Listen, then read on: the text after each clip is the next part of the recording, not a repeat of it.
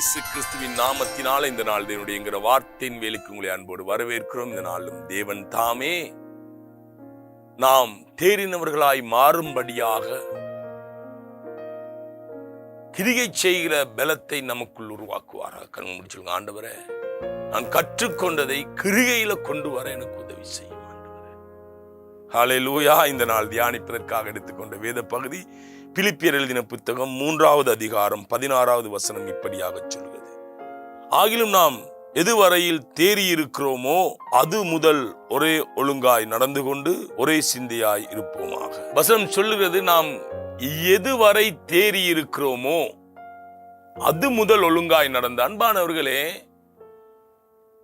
ஒரு சிறு பிள்ளையை நீங்கள் எடுத்துக்கொள்வீர்களாக இருந்தால் அந்த புள்ள அநேக காரியங்களை செய்ய முற்படும். ஆனா எல்லாவற்றையும் அது முற்படுகிற எல்லா காரியங்களையும் செய்யும். ஆனா என்ன செய்யாது? ஒழுங்கா செய்யாது.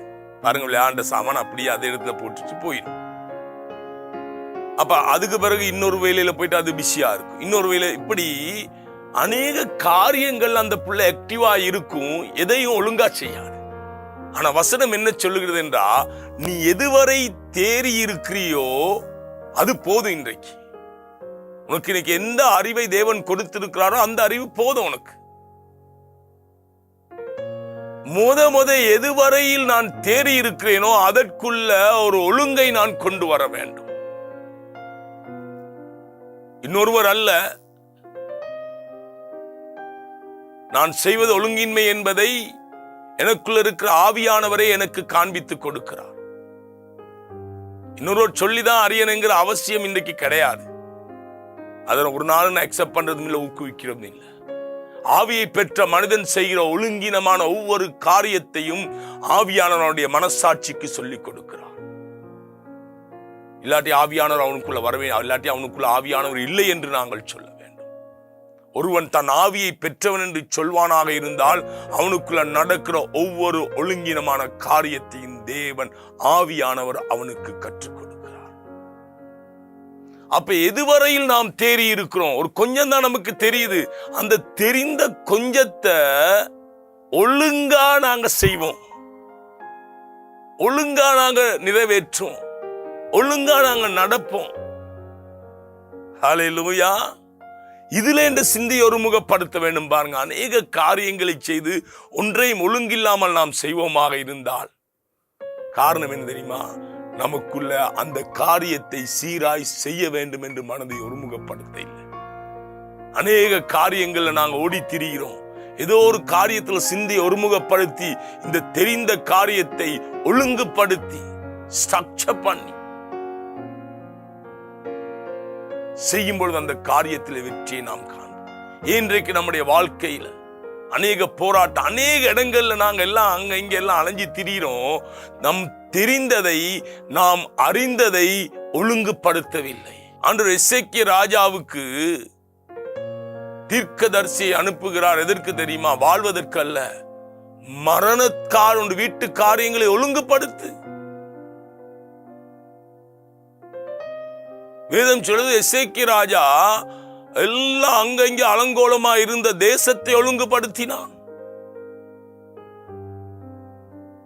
அப்ப அவனுக்குள்ள அந்த ஒழுங்குபடுத்த வேண்டும் என்கிற எண்ணம் அவனுக்குள்ள இருந்தபடியினால அவன் மரிப்பதற்கு முன்பதாக ஆண்டவர் தீர்க்கதரிசி அனுப்புறார், நீ ஒழுங்குபடுத்து. இன்றைக்கு ஒரு கேள்வியை நாம் கேட்போமாக இருந்தால், நம் வாழ்க்கை நாம் தேறின அளவுல ஒழுங்காய் மாற்றிவிட்டோம்? நாம் தெரிந்த அளவுல நாங்க ஒழுங்காய் இருக்கிறோமா? நமக்கு கிடைத்த வேத அறிவுல நாங்க ஒழுங்காய் நடக்கிறோமா? இன்னும் கற்றுக்கொண்டு ஒன்றிலையுமே ஒழுங்கில்லாமல் நாம் இருப்போமாக இருந்தால் நாம் கற்றுக்கொள்கிற கல்வி எதற்கு? எப்போது எங்களுடைய பிள்ளைகளை பார்த்து நான் சொல்வது உண்டு, படித்த படிப்பு உனக்குள்ள ஒழுங்கை கொண்டு வர வேண்டும். படிக்கிற படிப்பு உனக்குள்ள காரிய சித்தி உள்ளவனாக உன்னை மாற்ற வேண்டும். நீ கற்றுக்கொள்கிற காரியங்களை நீ கிரியையில செய்ய வேண்டும். அது கற்றுக்கொண்டு அப்படியே சும்மா வைத்திருப்பதனால வேத அறிவு எனக்குள்ள எவ்வளவு வருவது என்பது முக்கியம் அல்ல, அந்த வேத அறிவுல நான் எவ்வளவு ஒழுங்காய் நடக்கிறேன் என்பது முக்கியம். நான் அறிந்த வேத அறிவுக்கு, நான் அறிந்த வேத சத்தியத்துக்கு, நான் அறிந்த தேவனுடைய உண்மைத்துவத்துக்கு என்னை நான் ஒழுங்காய் நடத்துவதற்கு என் சிந்தையை ஒருமுகப்படுத்தும் பொழுது ஹல்லேலூயா, தேவன் எனக்கு உதவி செய்கிறார். என்னால் ஒழுங்கா நான் அறிந்த எதுவரையில நான் தேறி இருக்கிறேனோ அதுவரையில தான் தேவன் இடத்துல ஒழுங்கை எதிர்பார்க்கிறார். நான் அநேகத்தை கற்றுக்கொண்டு ஒன்றிலும் ஒழுங்கில்லாதவனாக இருப்பேனாக இருந்தால் ஒன்றிலையும் என் மனதை நான் ஒருமுகப்படுத்தவில்லை. ஏதோ எல்லாத்தையும் தெரிந்து கொள்ள வேண்டும் என்று வாஞ்சிக்கிறேனே ஒழிய அவைகளை ஒழுங்காய் நடத்தி சித்தி உள்ளவனாக, வெற்றி உள்ளவனாக, ஜெயம் உள்ளவனாக, உயர்வு உள்ளவனாக மாற வேண்டும் என்று நான் விரும்பவில்லை. எல்லாத்தையும் தெரிந்து கொள்ளணும், அவ்வளவுதான் என் ஆசை. தேவனுடைய ஆசை என்ன தெரியுமா?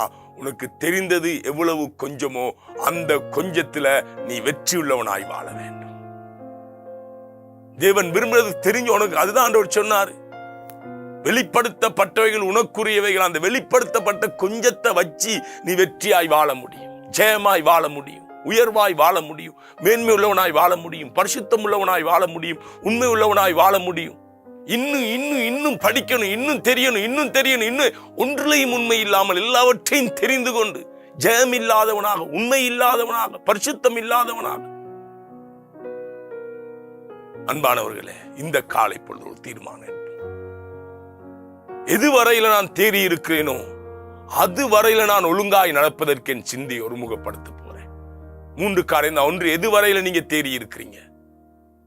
2வது காரியம், அந்த தேறின காரியத்துல நான் ஒழுங்கை கொண்டு வர வேண்டும்.